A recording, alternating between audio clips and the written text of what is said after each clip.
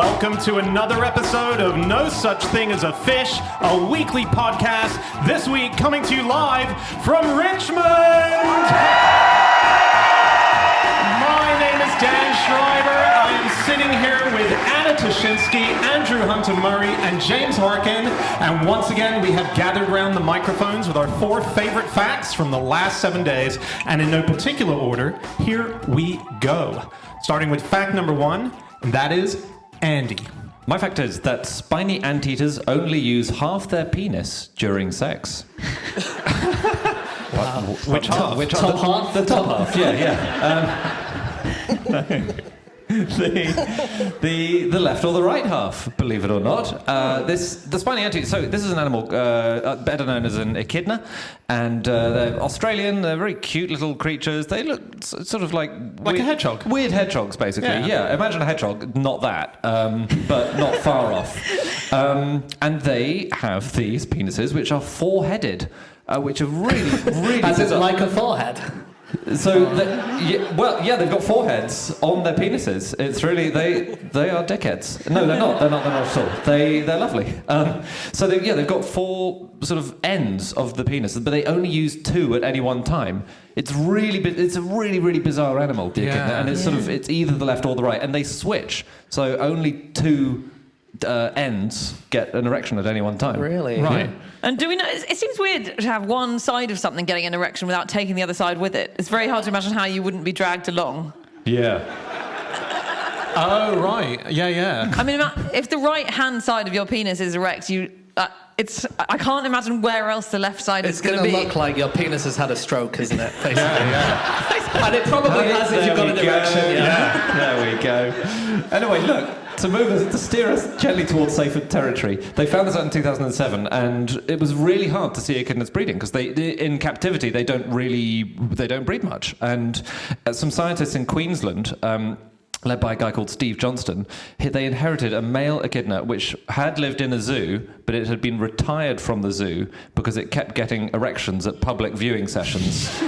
That's the word retired being used very euphemistically, isn't it? Yeah. If you get retired from your job because you keep getting inappropriate erections. He was just promoted to somewhere completely different where no members of the public would see him. He was moved to back office staff. Yeah. And wow, that's the Me4 movement with echidnas, right? Wow. They were very readily this particular echidna seemed very ready to have an erection, didn't it? It was kind of a gift from God. No one had ever seen them mate. And then suddenly the zookeeper said they had a captive echidna which, on handling, readily produced an erection, and they were able to condition the echidna to have an erection to the point where it would ejaculate whenever they wanted to. Whenever they fancied it, which is useful because you also want to know about its sperm, what's in its sperm. And so all they had to do was sort of push its abdomen. And how interesting. It went for it. One thing we know about the sperm is that they're all very cooperative. You know, you always think of sperm like as a swimming race where they're all fighting against each other. But in this case, you get about 100 sperms at once, all kind of gather together in a little sphere and kind of swim. And apparently they can swim faster because of that. That's amazing. After you. No, I insist. After you. No, please. It's like a peloton. Yes. Exactly. Exactly like that. Or in triathlon, all the swimmers often swim next to each other because you get Do they swim in the shape of a giant sperm? As in, is that a more efficient shape to swim in? That'd be cool. Wouldn't that be cool? Yeah. Sphere-like. Oh, sphere. Sorry. Okay. But I think unlike a peloton, their heads are actually cemented together when they swim, which I don't think is how cycling works. Although I have not really watched cycling. But there's a special kind of cementing material which literally joins all their heads together, and they wag their tails as they swim along. And they think it might be for speed, but it seems like they're not really sure. It's just speculation as to why on earth they're bundling up like this. Could be that thing where I think penguins do it. Where the person in the middle has the greatest advantage because they're not going to get buffeted around by the outside. So if you go as a group, then the guy in the middle will survive.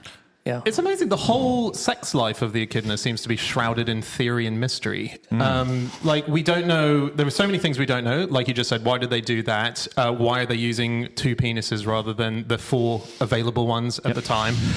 Also, they do this weird thing where when they're courting a female, they form it's called the love train. It's basically a conga line of echidnas that just follow in a line the female for up to a month, and they're just behind her wherever she goes. They're just snaking around with her. That's a long conga. It is Yeah. a long conga, and at the end of the month, a decision is made, which we don't know what the decision is. Like with those theories, is it the dominant male? Because they've noticed that kind of like a Russian doll, the biggest is at the top, and they get smaller and smaller and smaller as they go along. So the smallest is at the back, but we don't. They sometimes have a little fight at the end. We have seen that. Whether that always happens, we're not sure. But then also, sometimes if there's two rival congas going along, you might be doing your conga along. But then if you go near to the other conga, sometimes you might swap to the other one. Yeah. Oh, really? If you fancy the head of the other conga a bit more, you might go over there. Wow. Bet your bets. Does that ever happen in real conga? That there's a rival line, and you're like, I'm There's- going to take okay. everyone behind me into that one. Yeah. What will happen is there's a conga going along, and then one person will go a bit too fast and someone's not paying attention, and then suddenly that person who wasn't paying attention serves them right. They're the head of the conga now, and they have all the responsibility that entails. That's so funny. It would be so cool if you could hear the echidnas doing their conga line in Australia. I'd appreciate that in the outback if you just heard a little they're coming, the echidnas are coming. It does sound terrifying. So you mentioned this fight, James, that they have. One way it sometimes goes is that when the female finally says, right, I am ready to mate, the males dig a trench and then compete by pushing each other out of the trench. And the last remaining echidna in the trench is the one who gets to mate with the female. Yeah, incredible. Yeah.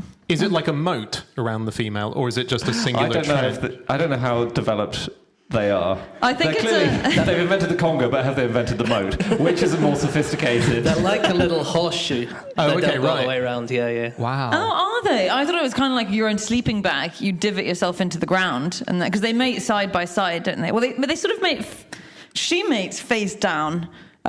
Which sounds fine, each to their own, but every time she's face down and he's on his side, but either side, apparently. So if he doesn't like the look of her, he can turn his back and mate sort of from like bend himself around to get to her. But so that would be very insulting. If you're the female, you're lying down and you can check if the male is facing you, I guess you're in. And if he's not, so I think that's insulting. Isn't that insulting? Yeah. Yeah, seems like it. They sometimes, after they've mated, they'll hibernate, the females, straight after they've mated. And in the hibernation part, their whole body kind of stops kind of doing stuff, so it means that the pregnancy won't really start properly for a little while until they wake up. And this is because what they might want to do is, if they've mated with someone that isn't quite the best echidna in the area, they can hibernate and hope that someone else comes along while they're asleep. A bit like, like Snow White waiting for the Prince Charming to come and wake her up. I don't recall that bit of Snow White's story where She's asleep and she just kind of half awake, she hears... The dwarves all behind him, kicking their legs up. There's only one other mammal that we know that does this, that hibernates straight after sex, the female, and it is the hoary bat. How dare you? That's so funny. They're remarkable for a number of reasons. They're a mammal that lays eggs, which is it's very Australian. There's we've got Very Australian. well, yeah, the platypus, and then that's It's just those. Yep. But they are both only found mostly in Australia. Mostly in Australia. Well, can I just interject there? Because I think Australia gets a lot of credit for the echidna. And there are 4 species of echidna, and one of them is in Australia. Yeah. And all the other 3 are in Papua New Guinea. Okay. Really? And I just don't think the Papua New Guineans are getting as much airtime. And actually, they're a way cooler echidna. And I've seen the Australian one. I love it. I've stalked an echidna up an Australian hill for a long period of time. For a month?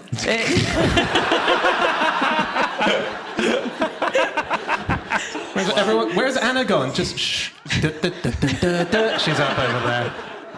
Let's move on. Okay, it is time for fact number 2, and that is my fact. My fact this week is that in the 1960s, a 47-year-old man paid a 90-year-old woman 2,500 francs a month so that he could own her apartment when she passed away. Unfortunately for him, she outlived him by not dying and making it to be 122 years old. Imagine it. So this is actually quite a famous old person who has set the record for the oldest person ever. Her name was Jeanne Calment, and she was a French person. You might have heard of her. And this was a deal, and this is a thing that does happen in France. When someone's getting a bit old, someone says, I'll pay you a certain amount. It might be the mortgage amount or the rent amount or whatever it is. And in this case, it was 2,500. And it was a guy called André Francois Raffary. And he paid the money, and he kept paying, and she kept not dying. And then he dies. She still lives, but because of the French law of what they were doing, the widow and family then have to continue paying her until, The ages are incredible. It was only a few more years, wasn't it, after he died? Because in theory, if she was still alive in her 170, 180, his kids would have to have paid her as well. Exactly. But by the time he died, he had paid twice the apartment's market value. Like, that's how much he had That's paid. incredible. He was 47 when he arranged this, and she was 90. So he would have had really good odds, he thought, but then he died aged 77, and she was still going. She was 120 at that point. Just amazing. They're called viagers in France. These are really interesting. Kind of a mechanism of releasing. You get a lump sum. You get about a third of the cost of your home in cash, and then you get these monthly payments. But the ads for these arrangements, they come with details of the age of the person selling, so you can kind of assess it. And there was a piece about it in The Economist which said some elderly French widows looking to sell their home via this method, they've been known to light cigarettes before reviewing to imply that they have a very unhealthy lifestyle and they can't be long for this world. That's amazing. Oh, I got a bit of a sniffle. Yeah, that's so cool. Jeanne Calment was the oldest ever movie star. She was in a movie called Vincent and Me when she was 114. Star's a strong word, isn't it, for what she did in that film? I suppose so. Would you say she was the lead role in Vincent and Me? It was named after her. Okay. Oh, okay. You know, Vincent and Me was when the time she supposedly met Vincent van Gogh. And she appeared in a sort of as herself in a later scene, right? Yeah, exactly. And quite similarly, she was the oldest person ever in a rap song. And again, she wasn't really in it much. You just hear her going, "Je m'appelle Jeanne Calment," and then another rapper just going, "You're gonna hear an old lady talk." Really? But I was gonna say it's quite good. It's not quite good. Okay. It's quite bad. But you can listen to it online if you'd like. She did genuinely claim an association with Van Gogh, didn't she? Which is quite weird. It's a bit like, you know, when you're watching like Doctor Who or something, and wherever he travels in time, he always happens to land in the drawing room of the most famous person you've heard of at that time. Whether it's Charles Dickens or William Shakespeare or Jesus. Sorry, I'm going to have to stop you there. The TARDIS brings him to lands that are in need, and often the most pivotal humans of their era are the people who were central to a moment where a time fracture is happening. He's never just helping thousands of peasants slowly improve their economic conditions, is he? So much like Doctor Who, Jeanne Calment said that she knew Vincent van Gogh in the 1880s. It was 1888, and he came into her family's dry goods store. I don't know if dry goods store is just something that sells anything that's not wet, but wanted to buy a canvas, and she said her father waited on him, and she described him as very ugly, like a louse. Wow. Now, the big problem is that her father didn't own a dry goods store. That is with one slight problem with that story. Yes, her husband did, right? Or her husband's family did, I think. And that's where we get into something a little bit dodgy about this story. Okay. First off, though, before we get into it, when did she tell this story? Because if she was 120 at the time, I think you're allowed to fuck up a bit of timeline in your life. Agreed. Yeah. So there's a theory, isn't there? There's a theory that maybe she didn't live to 122 years old, and that she didn't die in 1997, but in 1934. Yes. Yeah. When she would have been much younger.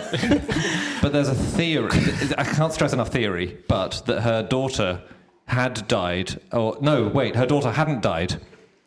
Okay, you're all with me? Great. Her daughter hadn't died, but it was pretended that she had, at which point the daughter assumed the identity of her own mother, so therefore gained another, 20, 30 years on the clock. And the idea was that they did it because they would have to pay tax on the inheritance when she got the house, and they thought that maybe she pretended to be her mother. There's a few problems with the theory. One, she would have had to have lived with her father as her husband for quite a few years. I mean, no one's checking up on their copulation levels, are they? Probably. I just think I think that's an easier bit to fake No, than you're right. when you meet your friends but if a you week met- later and they go, "My God, you've sort of lost 30 years." But there is one main guy who is kind of pushes this theory, and he's called Nikolai Zak. And we did a gig in Nottingham yesterday, and our train back was, I think, about 2.5 hours. Yeah. I spent the entire time talking to Nikolai Zak. Cool. He is very keen to tell us his theories. But by the end of it, I must admit, by the time we were pulling into London, You're on board. He has a few good points, I think, really. Like, for instance, there was an interview with the family where they kept confusing Jim with her daughter Yvonne, and they just kept getting the names wrong all the way through. Again, though, that's like my mum calls me the dog's name all the time, right? Like that's a very classic thing to get. He's a a name right. mathematician, this guy, and he used Bayesian statistics to work out the chances that this could be true. And he reckons it's well in the 10 millions to 1 that this is true. So that's Right. his main bit of evidence that statistically he doesn't think this is true. He's shown the signatures over the years, and he shows that around the 1930s, the signature changes really, really quite differently. It's kind of similar, but the T is very different and the J is very different. This And coming so from a man who, we should say, does change his signature every single year. I do that, yeah. Maybe she was just taking after you. Only a few 50 years before me. That's right. Well, she knew Doctor Who, Pat. I don't know. But the thing is that this guy is saying, right, we have the blood of Jean Calment, right? So it's really easy to test. You can just test the blood and you know exactly how old she is. Right. But the people, her family, are refusing to let them do it. And they're saying they're not going to let him do that, or let anyone do that, in fact. And they always kind of say, oh, he's just working for the KGB. That's how they started. Right. And when they realized it couldn't be that, they were like, oh, no, he's in the pocket of rich billionaires who want the secret of eternal life. So they're kind of attacking on this side. He says that he's just looking for the truth. He's not trying to prove anyone wrong. He's just trying to look for the truth. And that's my TED Talk. But is it fair to say, so the family refusing to do it, partially a reason, I'm guessing, is in France, Jean Calment is quite a sort of household name to people. Like, we don't necessarily know her over here, them. I bought into the theory. But like, she's in books and she's part of the culture, so let's not topple this. And a lot of people supposedly don't want to touch it for that reason. There's a lot of reason. enthusiasm, of course, for the idea, because it's a point of pride. I mean, Yeah. she is substantially older than anyone else who's ever lived. But I should say, guys, we're not considering the other oldest person ever, Okay. Old Tom Parr, who was an Englishman who lived for 152 years between the late 15th and middle 17th centuries. And I don't know why we're not talking about him more, because Why? he's What the did he do? champ. He didn't do much. Not after the age of about 130. He this guy was clearly a fraud. And How dare you? I know, cynic. I know. He lived in Shropshire, and You're working for the KGB, I can tell. he got married at the age of 80. He had a couple of children. He had an affair over the age of 100. Fathered a new child with that affair. At the age of 100? Yeah, I know. He Okay. remarried aged 110. He was taken to London to meet Charles I. So he was taken seriously at the time, despite Right. the fact he was manifestly only about 80. And he was taken to London, and he died within a few weeks after being too well fed. Because he had only lived on rancid cheese and hard bread. And he was taken to London and given nice food. Right. And it was too much. If that was the key to living to 180, do you think you'd do it? If it was rancid cheese and hard bread all the way, I think I'd just accept 75. Or 45. But he's buried at Westminster Abbey, isn't he? Like, Yeah. Is he? yeah. So he was a big deal in his day. Yeah. Wow. He's a big cheese. Do you guys know? So there's a list on Wikipedia which gets updated all the time of world's oldest people. So how many of the people in the top 10 of the world's oldest people would you say are men? Oh, God, no men live till anywhere. I would guess there aren't any men for hundreds. There's one, like, really old Japanese guy, wasn't there? Yes. I'll say all 10. I'll fuck the train. Yeah, even though we know that Jean Calment is a woman. No, currently living. currently sorry. living. Currently I'll still say living. all 10. Yeah. So Andy's like the wrong one. I'll go here. for one. No, none. Top 10 living oldest people in the world are women, the youngest of which is 114 years old, and the closest man is a bullshit 112, so 2 years in between the top 10. Yeah, sorry, you guys are going to die young. I don't know. I'm sad that you just learned I this. refer you again to the example of old Tom Parr, who lived to 152. I think the oldest person at the moment is Kane Tanaka, maybe, Japanese woman. She's 818 years and 281 days today. Wow. But actually, she was born prematurely, so it's even a bit longer than that. And she got pancreatic cancer when she was 45 years old and had to have surgery, and then she lived on to, at time of recording, at least 118 years old. Wow. Isn't that amazing? Do you know the two oldest men in 2018 had exactly the same birthday? And they'd never met, but they used to swap birthday cards every year because they thought it was funny that they did. And so they were both born on the same day in 1908. And then one of them sadly died in 1919. But at almost that exact same moment, a new woman was crowned oldest woman in the UK. And she too had exactly the same birthday as the oldest man. Really? Come on. Isn't that weird? Did he start sending birthday cards to her? I actually don't know if he did. Huh. You're running out of energy at 112, bit of a slam I suppose. if he didn't, though, isn't it? Yeah. Wow. They all refused their cards from the Queen because they wanted to save public funds. Which is, I know, as if that was going to be the straw that broke the camel's back. Is it that you don't get something from the Queen these days? You get it from the Work and Pensions Secretary. You get one from each. Oh, yeah. You get one from each. So I can't remember who that is at the moment, but there was a time where you got a card from the Queen and then a card from Ian Duncan Smith, and that was bleak. Just open it up. Happy birthday. By the way, I've declared you fit for work. Okay, it is time for fact number 3, and that is James. Okay, my fact this week is that the largest hailstone in Texan history was broken up by locals and turned into margaritas. So cool. That's pretty cool. Yeah. That's Isn't a it fun cool? way. That's a fun thing to do with it. I think so. Yeah. I think that's definitely the best thing to do. How did they know it was the largest in Texan history? Well, that's a great question, Andrew. Okay. It isn't the official biggest one, but it fell in the same storm as the official biggest one.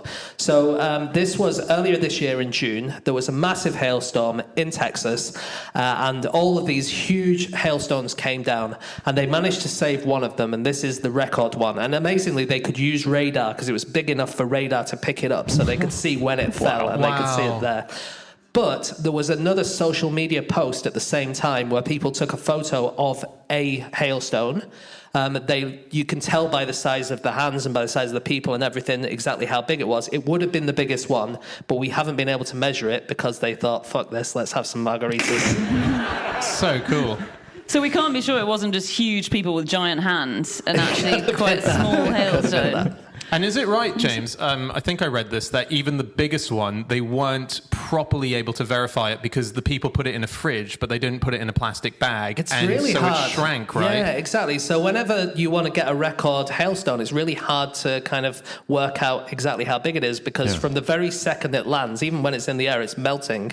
Yeah. Apparently one good thing is to put athlete's foot powder on it. That stops it from melting. Okay. You've got to have such presence of mind in the middle of a hailstorm when something the size of a grapefruit has just smashed into the ground next to you to get your athlete's foot powder out. Hail is terrifying.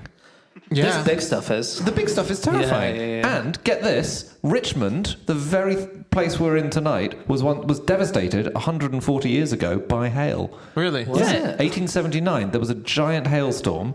The stones were 5 inches around, which is big circumference. It apparently looked like there had been a riot and the military had fired at the town. Wow. But that's how bad it was. There were craters in people's lawns in St. Margaret's, which is just nearby, which were 3 inches deep. Wow. Yeah, the place was absolutely destroyed by, and that's why it's such a horrible town today. Lovely to be here. That's got to be a Jonathan Creek episode. If it's not already, there's obviously been a gunman loose, everyone's been killed by bullets through the heart, and yet all the bullets have disappeared. Yes. What has happened? If you're listening, writers of that, do it. Or actors who are in it. Yeah. There was one particularly bad hailstorm, which changed the course of human history, which I didn't know about. So this was Black Monday, and I had no idea about this hailstorm. It was in the 100 Years' War, so I think it was in 1360, and it was the biggest loss of life up until that point in the 100 Years' War. So it was phase 1 of the 100 Years' War. It ended phase 1 because it was so bad, and it was Edward III who was going to war with France, as we did in the 100 Years' War, and he was besieging the town of Chartres in France. He had an army of 10,000 people, which was like the biggest army England had ever had at that point. And on Easter Monday, this massive storm came, struck the camp, hailstones so large they were killing men and horses. Apparently, 1,000 men were killed and up to 6,000 horses. Some from hail, others from lightning. Sound very like. Are we sure the French army had invented arrows made of ice or something? It could be, and they never used them again, so they didn't give away the secret. I think some people were trampled because there was a panic. Some people froze to death. It had been 30 degrees in the daytime, and then suddenly at night, this hail. And Edward was so traumatized, plus he'd lost a tenth of his army, that he thought it was a sign from God, and he made peace with the French straight away. Would, yeah, absolutely. I think that could make you turn. If you're an atheist, then you could turn into thinking, fucking hell, we're on the wrong side here. Anna, what year did you say that was? 1360. I want to say 1360. Oh, okay. And he made peace. Because the 100 Years' War ended 93 years later. It was the end of phase 1. Oh, sorry, you did say phase 1. I did say phase 1. There was a brief respite, and then they did get back into it. What happened was Edward renounced his claim to the throne in France and said, I don't want any more parts of France. I'll just have this little bit at the top, but I won't have the rest of it. And then a few years later he went, well, maybe I'll have that bit. And the French went, okay, well, if the hail didn't work, we're going to have to try something else. So Moorish, isn't it, France? It's a lot more... like Ferrero Rocher. Have you heard of a guy called Guy Murchie? Nope. No. Okay, he... in 1938 was in a glider plane in Germany, and he was caught in a powerful updraft, right? He was carried into a storm cloud. I know. He and his 4 colleagues were frozen by layer after layer of ice. His 4 colleagues very sadly perished, but he survived. Now, I found this story in one place online where he became a giant hailstone and smashed into the ground and then came out alive. It's only in one place that I found online. So I'm suspecting he may be a bit of an old Tom Parr in this scenario. But it's such a great story. What, that's the genuine story. He plummeted from the sky as an ice block and survived by... Yeah. I believe it. That's the kind of shit I say on this show, Andy. I don't think... Hailstorms, it's kind of like a washing machine, isn't it?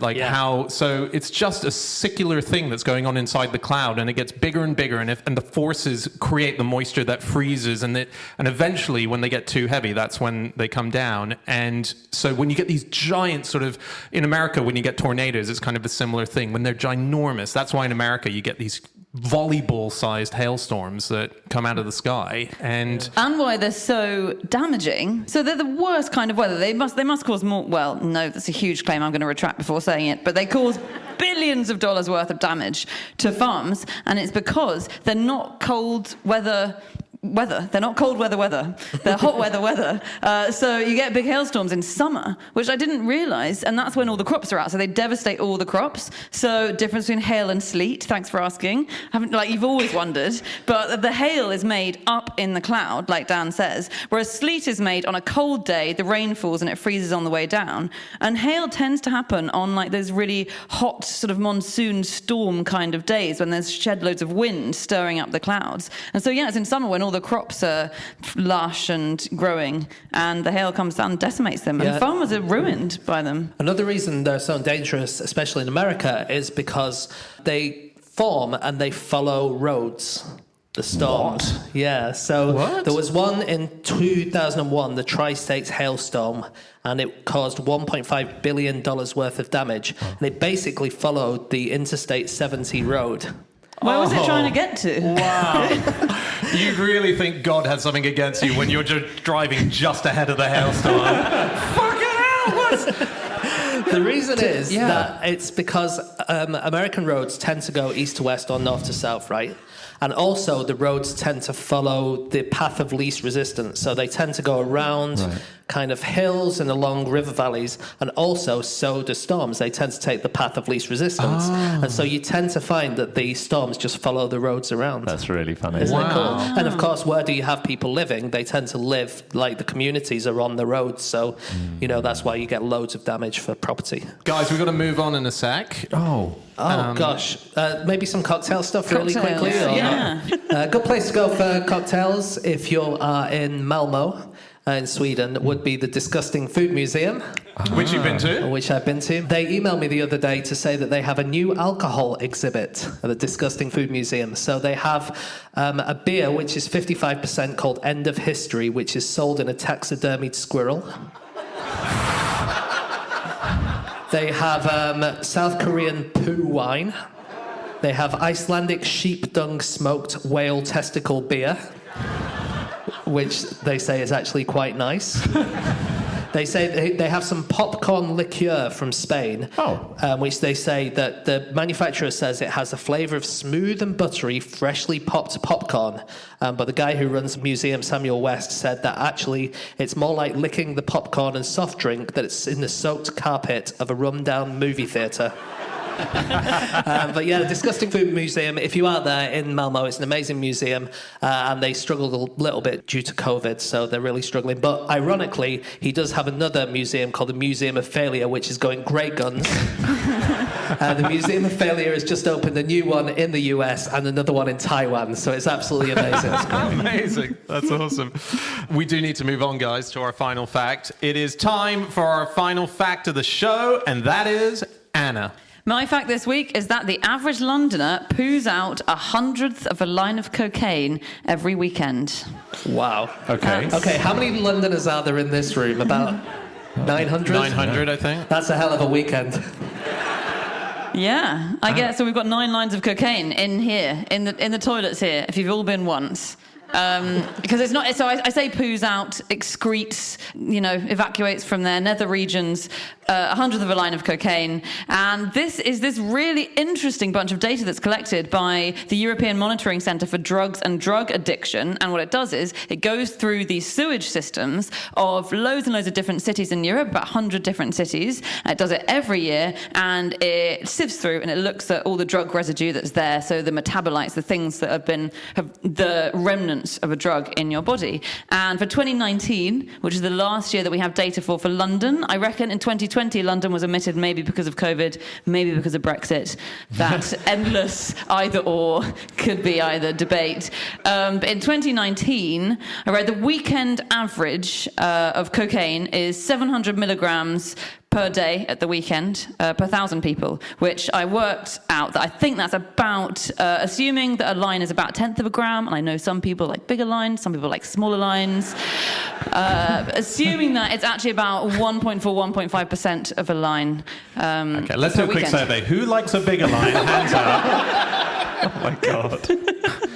Obviously, probably the average is it's weighted more in the direction of the people who've taken cocaine. That it's not like we're all doing it, okay? But the average is, being brought up by the people who are having massive binges. But it's such a cool thing to analyse, just going through sewage, finding out exactly what we've been up to. Yeah. It is amazing, and it's quite a new technology, isn't it? It's only about 20 years old, so that we've been doing this as a species. Wastewater epidemiology is what it's called, and you can find diseases as well. So you can find COVID 10 days before an outbreak happens, days and days before physical symptoms start appearing. Oh, wow. If you're analysing wastewater, you will realise that something's going to happen. You can respond to it fast. Yeah, and there was a guy, I can't remember his name, but the person who basically invented this field of study, when COVID started to happen, wrote to lots of people and said, we've got to start looking in the sewers because that's going to allow us to save loads of lives and stop COVID spreading. And only now they've actually started doing it in America, and it's already really helped because you can kind of spot an outbreak before it properly happens and then get your resources there. Amazing. Yeah. Probably the first person to do this kind of epidemiology in wastewater was John Snow. That was in 1854, and that was when there was a cholera outbreak in London, and he realised, you'll all know this story, a lot of you will, but he realised that it was coming from a particular pump in Soho, and he said, it's coming from here, can you take the pump off? And they did, and then it kind of went away. Right. But even after he'd done that, he couldn't convince everyone that that this was true. Like, they saw that people had stopped getting cholera, but they thought maybe it had been a coincidence. They were like, you know nothing, Jon Snow. Oh my God. We were all waiting for it. I didn't It was see either coming. that or a swingometer joke, wasn't it? Let's be honest. Just does anyone want to know the kind of drug concentrations in the water of European cities? Sure. Yes, great. There's it's really predictable, actually. So London had the highest concentration of cocaine for 1 year, held the top spot, 2015, and we've plummeted since then, dropped our cocaine use by a third. Well done. And well done, you lot. And Antwerp is riding very high. It's all Antwerp and Amsterdam, really. And that's for cocaine, MDMA, cannabis. Amsterdam, like, much higher than anyone else for that. And Italy, bizarrely, is at the bottom of the league for everything, Italian cities. Huh. They're not taking many drugs. Okay. Just having lots of delicious pasta. And The drug of choice. In Italy, you do get those people who like the penne, the short lines, and the people who like spaghetti, the long lines, don't you? yeah. But yeah, it's so fascinating how it shows how when we use cocaine. So there is, I think there's... Again, the collective we being deployed here. The royal we. I do want to make it really clear that neither I nor anyone in this room here tonight has ever touched cocaine. But we as a nation... Why are you talking so quickly? Sorry, starting to sweat and shake a bit. Yeah, it's on Sundays, there is more than twice as much cocaine in our sewers as on Wednesdays. Well, it's church, isn't it? He stayed kneeling down for a long time after the end of that prayer. What was going on there?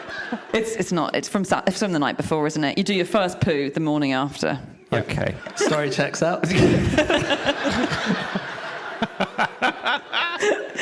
Sewage in general, as in things we can learn from sewage. And this is a very interesting thing. There are archaeologists who study coprolites, they study fossilized poos. And a few years ago, a team from the Max Planck Institute, last year actually, they developed a cool AI tool which will allow them to tell human stools from dog stools, coprolites. These are all fossil poos. Oh, fossil. Yeah. And it's very hard to tell the two apart. It's really hard, actually, if you're studying an ancient settlement, because humans and dogs both lived there, and not to put too fine a point. Usually the dog one's in a plastic bag. Yes, that's right. Yeah.